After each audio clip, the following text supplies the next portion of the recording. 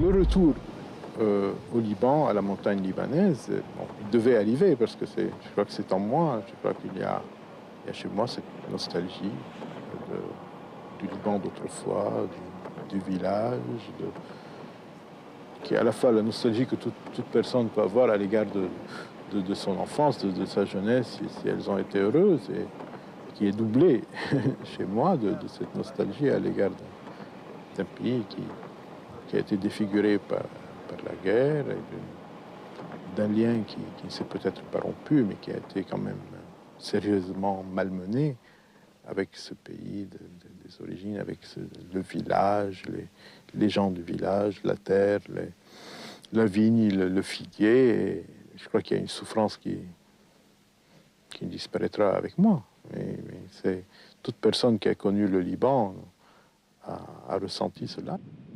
J'ai décidé, comme ça, du jour au lendemain, de partir. J'étais au village, j'étais assis comme ça sur une grande terrasse. J'allais m'asseoir souvent. Et puis je me suis dit, ça y est, je m'en vais. Et puis le jour même ou le lendemain, je suis allé au port le plus proche, qui était le port de Jounieh, pour demander quand est-ce qu'il y aurait un bateau. Et je suis parti comme ça, avec une valise.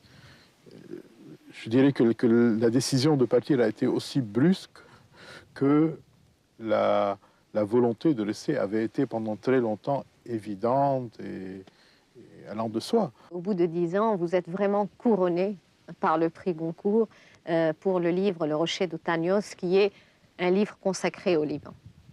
Alors, d'abord, pourquoi avez-vous attendu 10 ans pour écrire sur le Liban? Et pourquoi cette histoire? Pourquoi cette histoire consacrée à la montagne libanaise où, pour tous ceux qui l'ont lu et qui connaissent un peu le Liban, peuvent établir des parallèles entre ce Liban du 19e et le Liban d'aujourd'hui?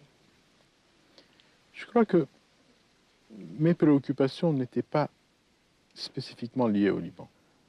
Je crois qu'on est constamment poussé aujourd'hui à proclamer son appartenance à sa tribu.